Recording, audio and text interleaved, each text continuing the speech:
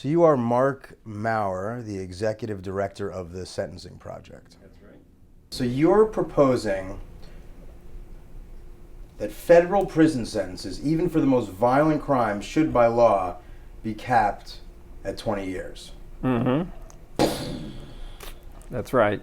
You know, people have committed serious crimes. Many people, they're 18, 19, 20, they run around with the wrong crowd. They commit a very serious crime, a violent crime. When they're 30, 40 years old, in an awful lot of cases, they're very different people than that 19-year-old who got in trouble. And their risk to public safety is not the same. They're very expensive to keep in federal prison. We have to look at people where they are at the moment, not where they were 20 years ago. So can you give me more of the logistics of how a 20-year cap maximum prison sentence would work? I mean, right now, as you know, we are number one in the world in prison population. Mm-hmm. We're the best at this. Mm-hmm. If you cap sentences at 20 years, even for violent crimes, I mean, that's going to really diminish us in the world, wouldn't you say? It would diminish us. I think we shouldn't be proud of being number one in the world. There's something seems to be fundamentally wrong when the wealthiest society in the world, society that prides itself on its democratic traditions, somehow locks up more of its citizens than any other nation does. That's nothing to be proud of. You know, whether you think that's individual behavior or societal behavior, that's not a good position to be. So yes, I think if we reduced our prison population by 50% or 80% and got it down more to the level of comparable nations, that would not be a bad direction to move in. You've been working on prison reform for about 40 years. That's right. Can you please give me a complete and detailed history of incarceration in the United States over the period of the past 100 years, relatively quickly? No problem at all. 100 years ago, the stated goal of the prison system was rehabilitation. Doesn't mean it was always done very well, but that was supposed to be the idea. And for a period of time until the 1970s, the prison population was relatively stable. It didn't produce very many rehabilitated people, but it was stable. And starting in the early 1970s, we had this prison explosion. It's come to be called mass incarceration. We now have 7 times as many people in prison as we did 40 years ago.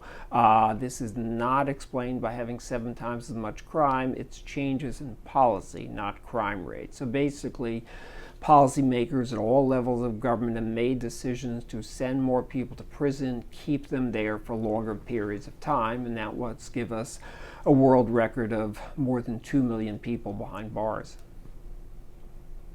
World records feel pretty good. They often do, but there's some dubious world records as well. Would you say that the civil rights movement caused more people to have to go to jail because civil rights might be bad?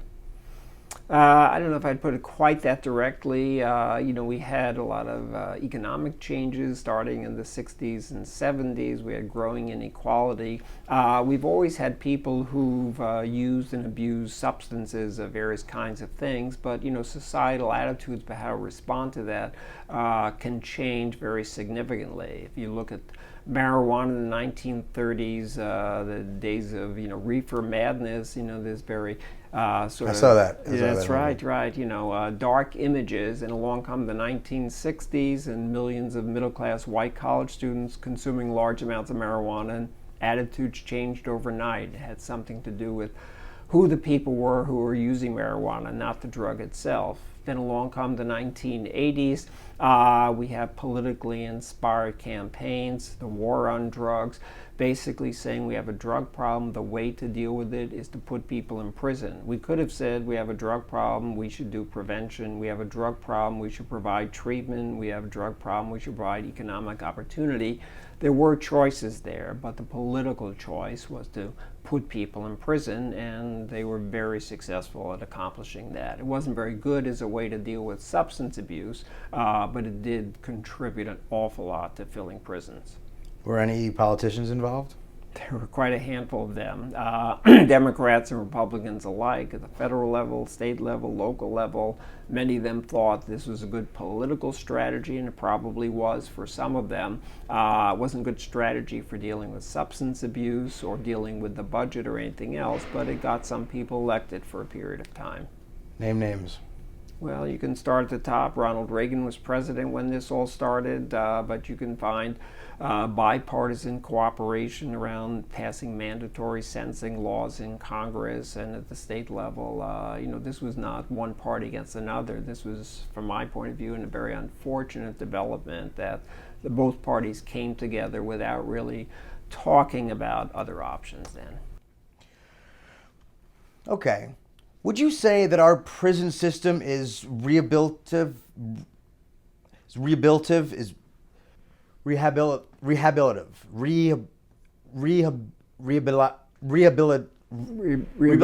Would you say it is? It's trying to be at great odds against it because of the huge number of people in prison, because of the limited resources. The amount of programming that goes on to help people turn their lives around is very modest given the scale of the problem. So yes, there's some hardworking people in correction systems. Some people do change in spite of the circumstances, but it's not a very good track record overall. Next question. Racism.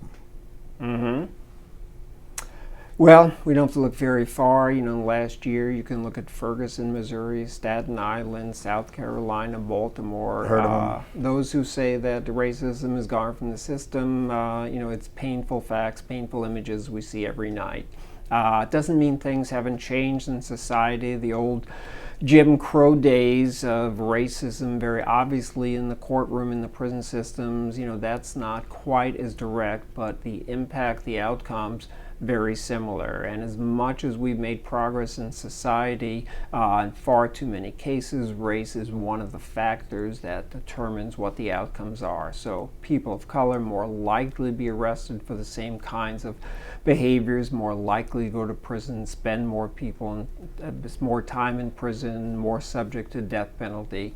Some of these things continue as much, if not more so, than they did half a century ago. Would you say when it comes to the prison system, there's a best race, a race that is winning the race, so to speak? I don't think it's a winning or losing proposition, but African Americans are disproportionately incarcerated, so much so that 1 of every 3 black males growing up today can expect to go to prison if current trends continue. They're really doing a lot better than whites.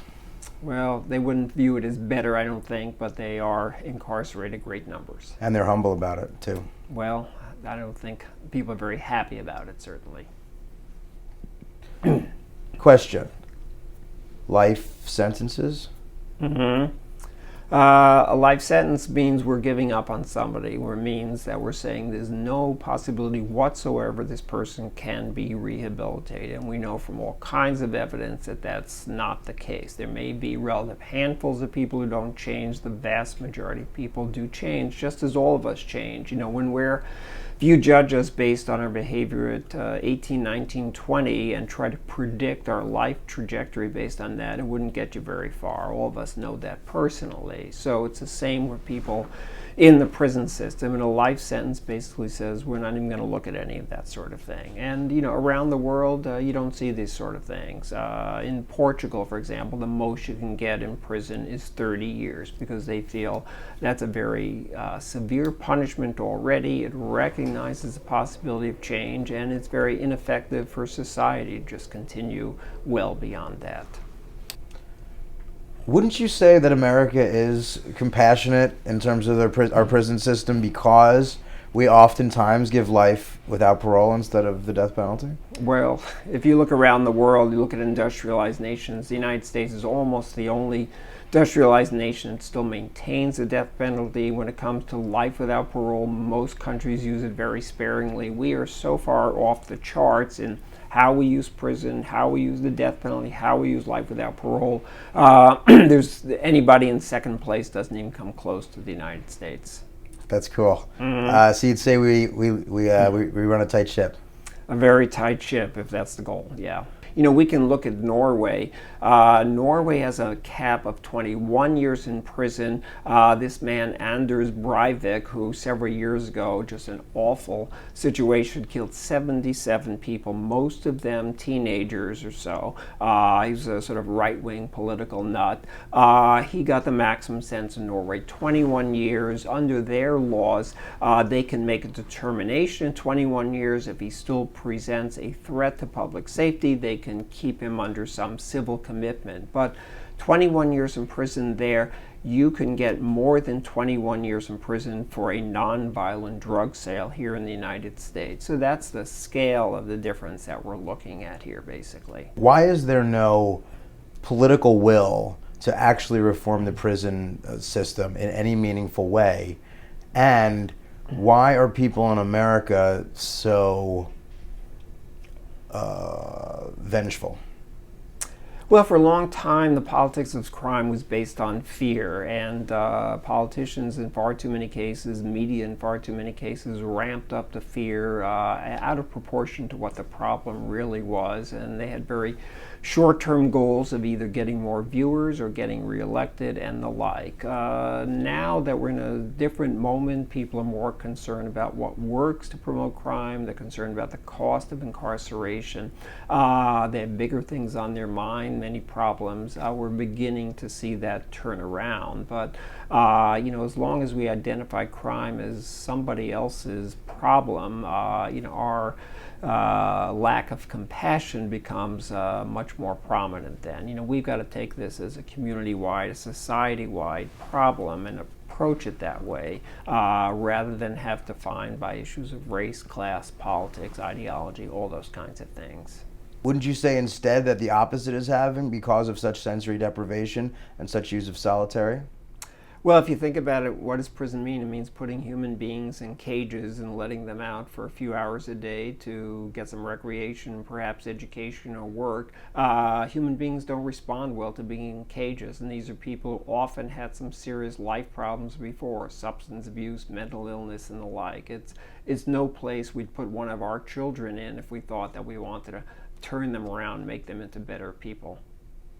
As you know, we're #1 in the world in prison population.